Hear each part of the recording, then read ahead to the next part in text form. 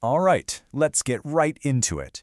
For the first time, really, in modern history, the global economy is staring down an absolute nightmare scenario. Imagine two of the planet's most vital maritime arteries, the very veins that carry the lifeblood of our interconnected world. Well, they're being squeezed shut. And this isn't just some academic exercise. In the scenario we're looking at, set in March of 2026, this is reality. And it forces us to ask a pretty terrifying question. What actually happens when the whole system gets hit with this kind of double gridlock? That's the core problem we're going to unpack here. And it all boils down to geography. I mean, look at this map. You can see the two spots right here, the Strait of Hormuz, which is basically the gatekeeper to the Persian Gulf, and then the Bab el-Mandeb Strait, the critical link to the Red Sea and the Suez Canal. Just two tiny passages on a map, but they control a massive chunk of global trade. So let's start with the one we all know, the one that, in this scenario, is effectively closed for business, the Strait of Hormuz. But the way it failed, well, that's not what anyone expected. You know, this quote from Al Jazeera just nails it.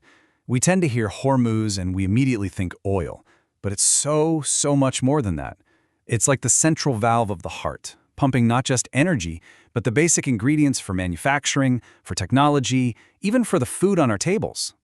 Just to put some numbers on that, in normal times, somewhere between 20 and 30% of all the world's seaborne oil sails right through this tiny waterway. It is, without a doubt, the single most important energy choke point on the planet. And then this happened.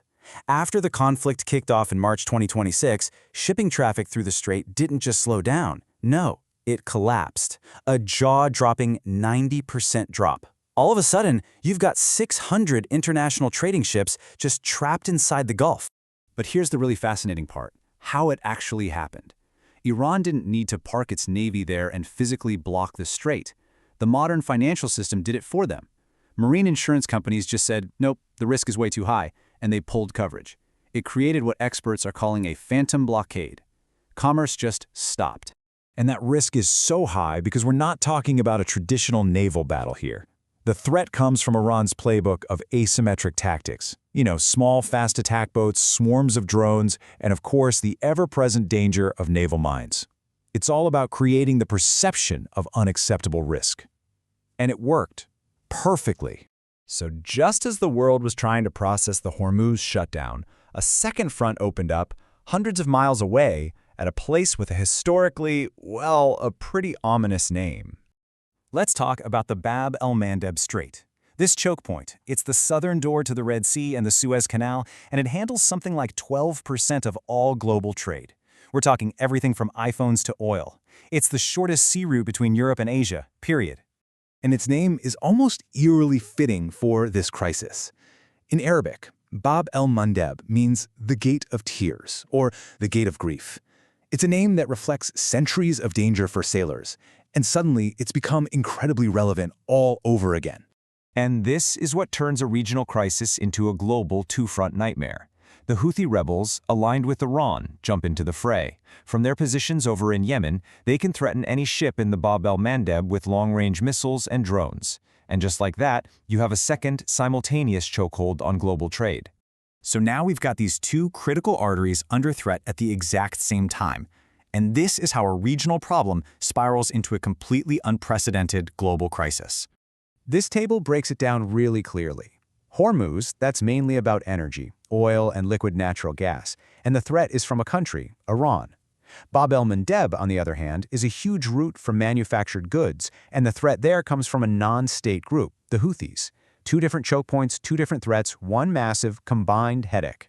And hey, remember that aortic valve idea? This chart shows you exactly what else is getting bottled up inside the Gulf. We're talking about a massive chunk of the world's fertilizers for farming, helium for high-tech and medicine, aluminum for, well, everything. This isn't just an energy crisis anymore, it's an everything crisis. So, with the front door and the back door both locked, what's left? The long way around.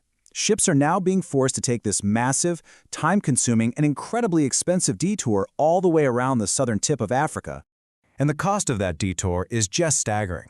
We're talking an extra 2 to 3 weeks tacked on every single journey, thousands of extra miles, and of course a huge spike in costs for fuel and freight.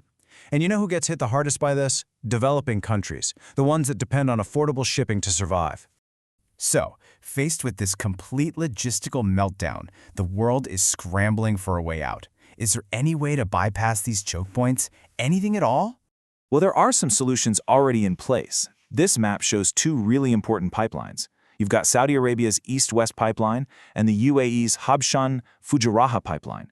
Both were built specifically to bypass the Strait of Hormuz. But, and this is a big but, they have some major limitations. And this comparison really makes the trade-offs crystal clear. The pipelines? They're working right now, but they can only handle about a third of the oil and absolutely none of the other goods like LNG or fertilizers. Then you have this wild, ambitious idea of building a whole new canal through Oman. It could replace Hormuz entirely, but it would cost over $100 billion and take more than a decade to build. So, not exactly a quick fix. Which brings us right back to this powerful idea. This crisis has laid bare a fundamental truth that I think a lot of us overlooked.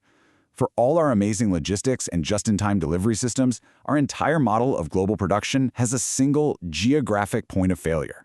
And that really leaves us with a final, pretty unsettling question. The double chokehold of 2026 isn't just a shipping crisis. It's a massive stress test of the entire globalized system we've built. And as the world's economic arteries clog up, you really have to ask, has our hyper-efficient, super-connected world accidentally become too fragile to function?